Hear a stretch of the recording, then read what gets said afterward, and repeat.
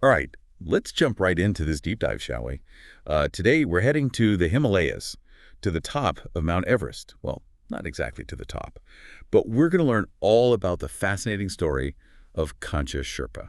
Fascinating is an understatement, I think. Yeah. I mean, we're talking about the last surviving member of that very first team to successfully summit Everest, Yeah. back in '53. Exactly, the 1953 British Mount Everest expedition. Yeah. I mean, I've been going through this documentary script all about him, and wow, what a story. It's easy to forget sometimes. We hear the names Hillary and Norgay, but what about all those Sherpas that helped make that climb possible? The unsung heroes. Yeah, for I me. mean, their knowledge of the mountain, unmatched. Think about it, navigating those crazy ice falls, carrying those super heavy loads, in that thin air. They were basically like guides and guardians for the whole expedition. And Kancha was one of them, at just 19 years old. Yeah. 19 years old.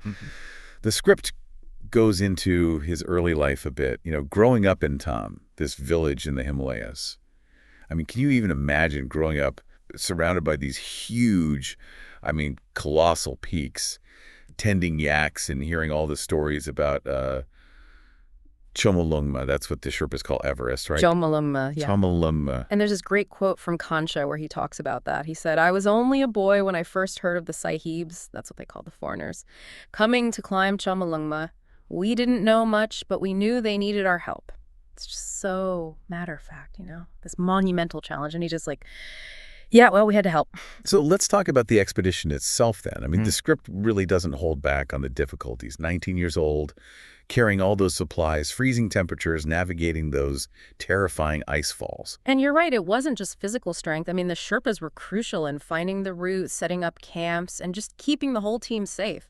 Honestly, the success of that expedition, it really hinged on their expertise. And their resilience. There's this one quote from Kancha that really stuck with me. It says, "I remember the cold that seeped into your bones, the sound of ice cracking underfoot.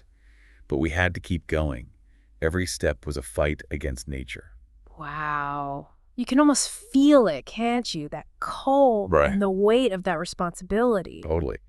But there's something else in there too, right? I mean, it's more than just recounting the facts. It's like Yeah. we get to hear how he felt, what it was like to be there. You can sense the emotional and spiritual connection that the Sherpas had with the mountain. Definitely.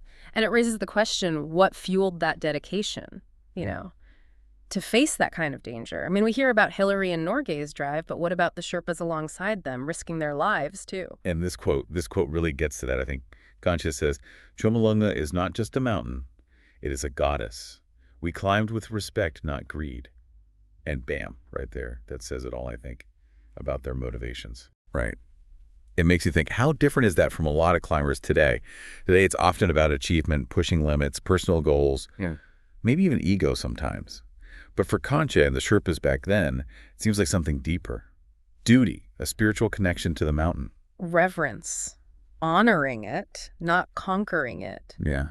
And I don't know, you can't help but wonder what Kancha would think seeing Everest today, the crowds, the impact it's had on the environment. I mean, would he even recognize it? Would he feel sad? Like something precious had been lost? That's a really interesting question, and something I'm sure we'll come back to, as we go through his life story. Yeah. Because his story, it doesn't end there. It just gets even more interesting. Okay, so we've got Kancha's early life, his incredible experience on the expedition. But what happened after he came back from Everest? After all that, what happened to Kancha? Well, after that world-altering event, he basically went back to his village, and it seems like he went back to, a normal life. Wait, seriously? So he helped conquer Everest and then just went back to, tending yaks and raising a family. Just a simple life. It's wild how different that is from all the fame and attention people get for those kinds of things today. Exactly. And that's where the irony kicks in. Everest becomes this global icon, this symbol of achievement. But Kancha, one of the key figures who made that achievement possible, Yeah. his story just fades into the background. It's almost as if the mountain overshadowed the human story, the human spirit that made it possible. It really makes you think, doesn't it? Mm. About how history gets told, whose voices we choose to remember. Yeah. And that's why it's so important to go back, to revisit Kancha's story. Give him the recognition he deserves, because it's not just about reaching the summit. It's about the human journey, the resilience, that connection to nature, and the legacy that all lives on. And that's exactly what makes this deep dive so, so compelling, I think. It's not just about climbing a mountain. It's about life, about values, about our place in the world, even. And with Kancha being the last surviving member of that first successful team, well, his story gives us this incredible window into a moment in time, a moment that still echoes today, I think. And what makes his story even more powerful is that he actually lived long enough to see Everest become a very different place than when he first climbed it.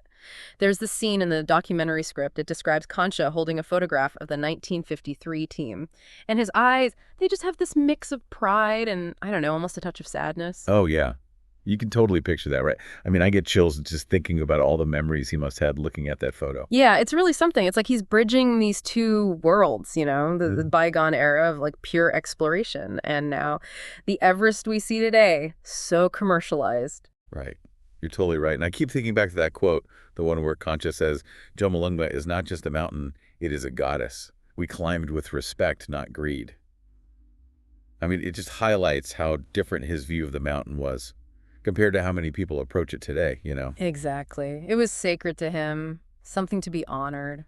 It really makes you wonder, what would he think about the crowds, all the environmental impact, that almost competitive vibe that Everest has these days. Yeah. Do you think he'd be saddened by it? Yeah. Like disappointed?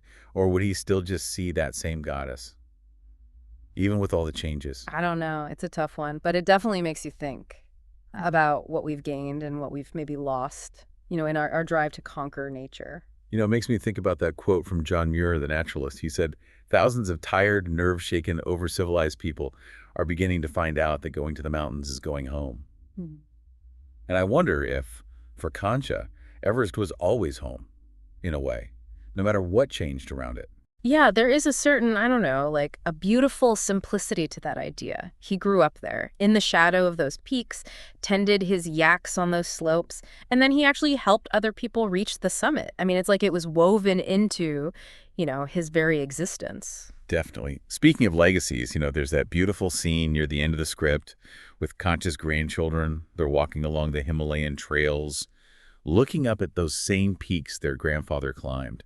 It's such a powerful image, the Sherpa people's connection to these mountains. It just endures. Oh, I love that scene. It's like a silent passing of the torch from one generation to the next. And it's about so much more than just climbing. It's respect, responsibility, understanding that, delicate balance between humans and nature. Right. And Kancha's story, his experience, it becomes part of their heritage, something to be cherished and protected. And it reminds us that even though he was the quote-unquote last of the first, his spirit, his values, they live on through his family, his community, and hopefully, through all of us who get to hear his story. Yeah. And what really got to me is that last scene of the documentary, Kancha's silhouette against the setting sun on Everest. Just wow. It's like this powerful image of resilience, a life lived in harmony with nature. Visually, it's incredible, but it also says so much about his legacy, Even though the sun is setting on his time, his connection to the mountain, his contribution to that historic moment, it just keeps shining. Kancha's story really drives home the point that history, it's not just about the big events, or the famous names. It's about the individual lives that were part of those events, the journeys that, often don't get the spotlight. Yeah.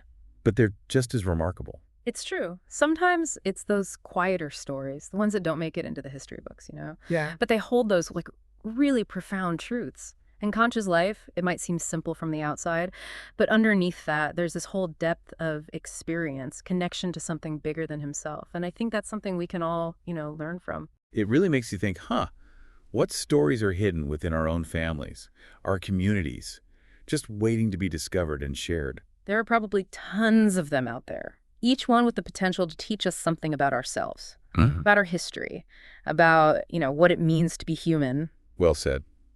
As we start to wrap up our deep dive into Kancha Sherpa's world, I just feel this sense of gratitude for getting to learn about his life and a renewed appreciation for, the power of these individual stories. They connect us, don't they, across time and cultures. As we wrap up our deep dive into Kancha Sherpa's life, I'm left with this, well, it's more of a thought, really.